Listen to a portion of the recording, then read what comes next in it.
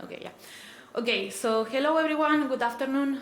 As Katin said, today I'm going to talk about methylome variation in the Lombardy poplar across Europe. So as Hannes said already, and you probably already know, there are several studies that have dealt with natural epigenetic variation at large spatial scales. And these are just a few examples of them. And these studies have shown evidence indicating that differences in the methylome might respond to geographic or climatic patterns. But one of the main obstacles in any study about epigenetic variation is to disentangle these effects of epigenetic variation from genetic variation, right? One of the normal approaches to deal with this obstacle is to use clonal plant species, and of course there are some studies that have done this already, but not that many have dealt with clonal tree species. Okay, so this is one of the reasons why we chose the Lombardy poplar as our system. The Lombardy poplar is a Populus nigra cultivar, and as you probably know, the Populus nigra is an important, ecologically important species native to Europe, North Africa, and Western Asia. This particular cultivar is called the Italica cultivar because it's thought to have been selected in Italy, in Lombardy, around the 17th century, and then it was propagated all across the world. And it offers a unique system to study epigenetic variation because it's a male clone, so it's propagated vegetatively all the time, by cuttings mainly, but also by tissue culture sometimes. It has low genetic diversity, as many other clonal species, and it also has a small genome, so it's very easy to work with it. Okay, so then we wanted to assess epigenetic variation across wide geographical and latitudinal gradients. So to do this, we sampled poplar cuttings in 12 different sites across Europe. And here you can see a distribution of the sampling sites on top of a Köppen climate classification map, just to give you a general idea of how many climatic regions, different climatic regions we sampled. Then we planted these cuttings in a common garden in Marburg, Germany. It's an area close to Frankfurt, if you know more or less some German geography. And then to see how many different lines we had in the garden, we genotyped these trees. So Paloma already showed this PCA. I just tweaked it a bit for simplicity purposes. And these are the results of this analysis. And as you can see, there is around like 380 individuals that seem to be part of the same common line. So then we selected some of these individuals for whole genome bisulfite sequencing. And in total, we sequenced 35 individuals of the original parental trees in the field, 5 individuals per site in 7 sites, and then 168 individuals of the common garden, 14 individuals per site and 12 sites, the 12 original sites that you see in this map. Okay, so do global methylation levels follow any pattern? Well, these box plots show average global methylation percentage in the y-axis, and then all the sampling sites ordered from south to north for all 3 genomic contexts, and for field trees in green and garden trees in orange. And differences between sampling sites are a bit more evident in some cases, like for example in CPG in the field, in CH8, but when you look at global methylation in the common garden, it is a bit more stable between sampling sites. And in any case, the only statistically significant differences were found in the CH8 context and for a very low number of populations. Okay, so then to have a more global approach, I did some principal component analysis using only methylated positions, again for field trees and garden trees in all 3 genomic contexts. And now the dots are colored according to the latitude of origin. So far, there is no evident geographic pattern here. You can maybe see that some of the clones are clustering together, but I personally think that this is more related to the parental clone line rather than geographic origin. So for example, poplars that were planted closely together probably come from the same original parental tree. And another thing that maybe you can't see because it's a bit small is that very little of the total variation is explained by these PCAs. It's around 15% in the field trees and even less in the garden just because there is many more individuals. so around 10 or so %. Okay, but as Hanne has mentioned, and some of the studies that I mentioned before also have reported that some methylation levels correlate with geographic gradients. So here you can see again methylation percentage in the y-axis for latitude and longitude, and it turns out that methylation levels significantly correlate with latitude and longitude, but only in the CHH context. And interestingly speaking, this correlation is positive for field trees and negative for garden trees. Okay. But while a lot of people think that global methylation levels might not be very descriptive of the general situation of the methylome, and I somewhat agree, so the next thing I did was to extract methylation levels in specific genomic features and then correlate them with climatic variables. These climatic variables were obtained from the CHELSA time series dataset, which has a range only from like 1979 to 2013.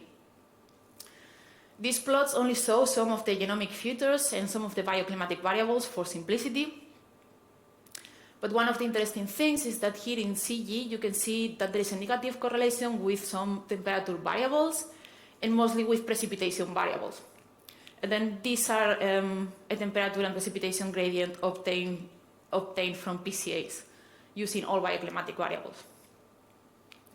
Then there are not that many significant correlations in the CHE context. And then for CHH, the correlations seem to happen with the same climatic variables that you can see in CG. But in this case, this correlation is positive instead of negative. Now, if you focus on the garden trees, a lot of the correlations in CG seem to stay there.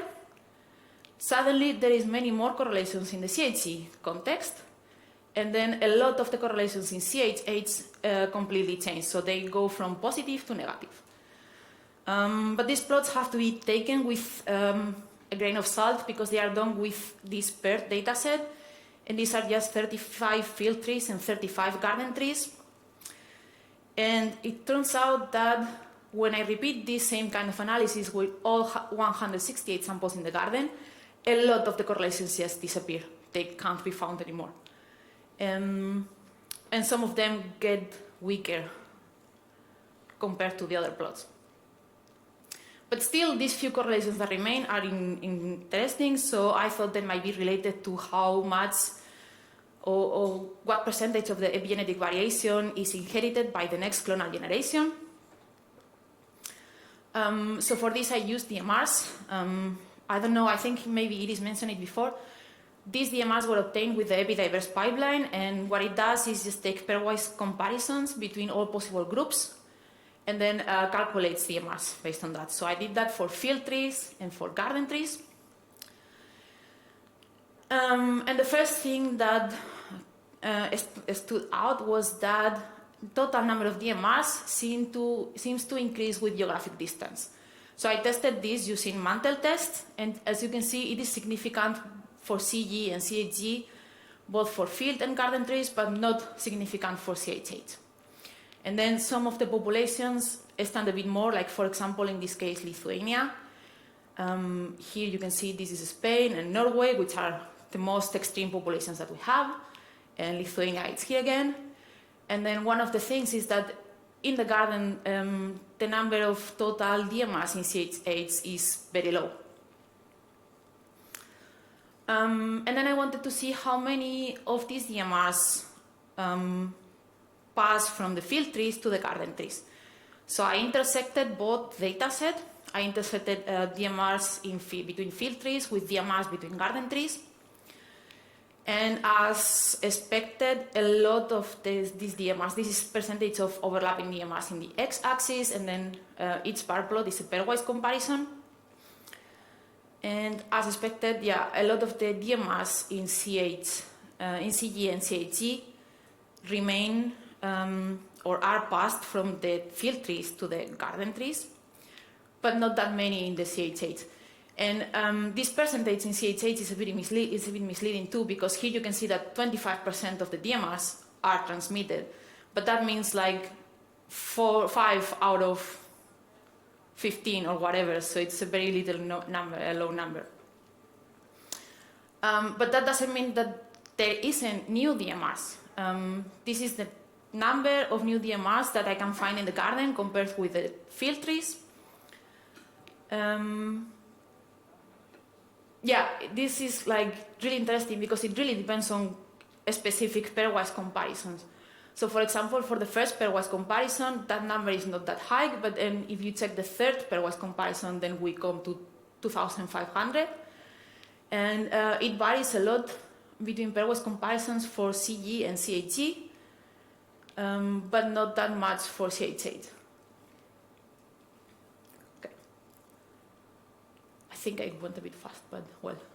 So to sum up, average methylation levels correlate with geographic gradients and bioclimatic variables, but maybe not. These correlations are overwritten during the transfer to the common garden environment, and that's, I think, something that we can truthfully say.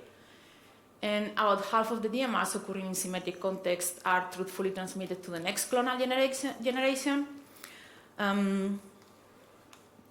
The only thing is that the previous plot didn't tell anything about the direction of the methylation, so it could be hypermethylation or hypomethylation. But well, at least some of the regions seem to still react to new environmental conditions. And then especially in CH8, DMRs were overwritten during the transfer process. This could be due to the transfer process itself or to the extreme climatic conditions of 2018 in Central Europe. You probably remember that year, and that's when we planted the trees in the common garden. And this is consistent with findings in stress experiments where CH8 is the context that reacts to stress events mostly. Okay, and then I want to thank my supervisors and all the PIs in the Poplar group for all the discussions that we have monthly. And then, of course, some of my colleagues like Paloma, Christian, Iris, Dario, Adam, and Nilay for all the help with the bioinformatics and the results discussion. And, of course, everyone in the EpiDiverse consortium. So, thanks.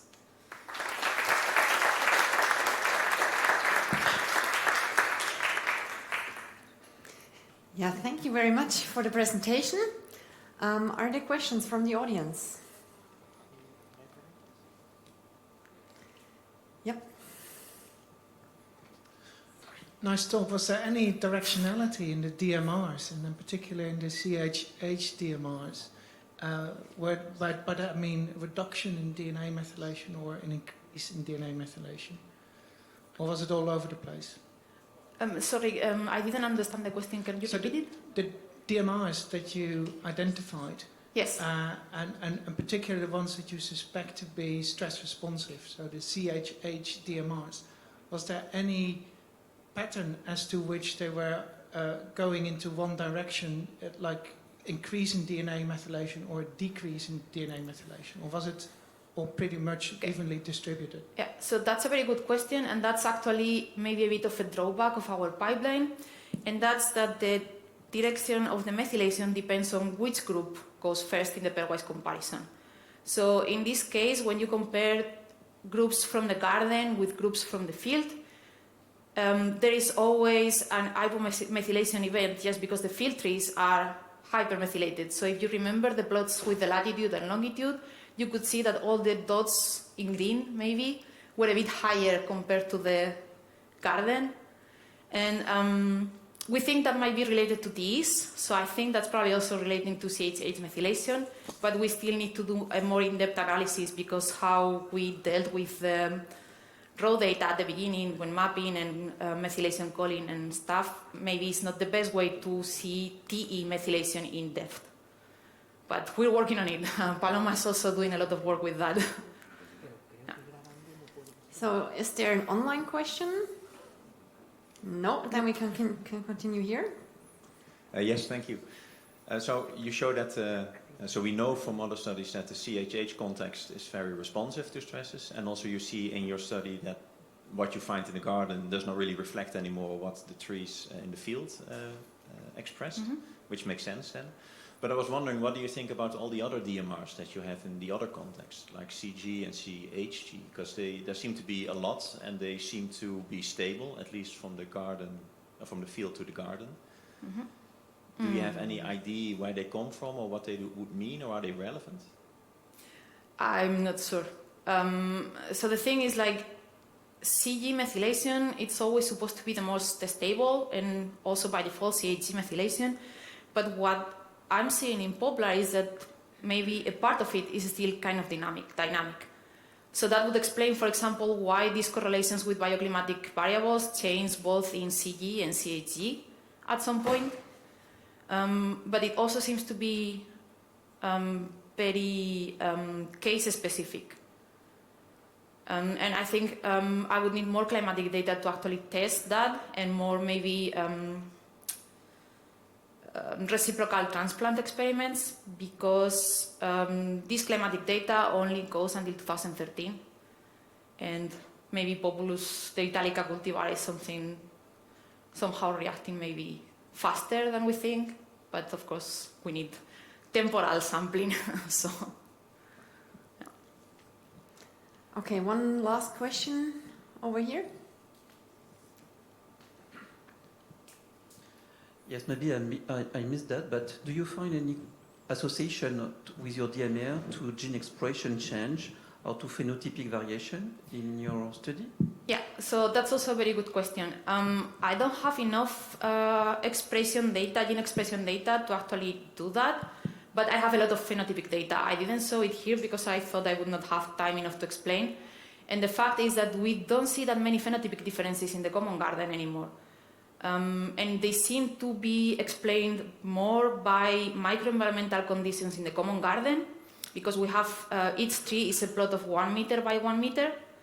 And I did some nonlinear mixed models for that paper that hopefully will be out soon. And yeah, these blocks in the garden seem to explain a bigger part of the phenotypic variation than geographical origins. And still not that many significant differences between sampling sites at all. So it seems to be a very consistent clone. Okay, thank you. Yeah, thank you very much. And with this, we'll move on.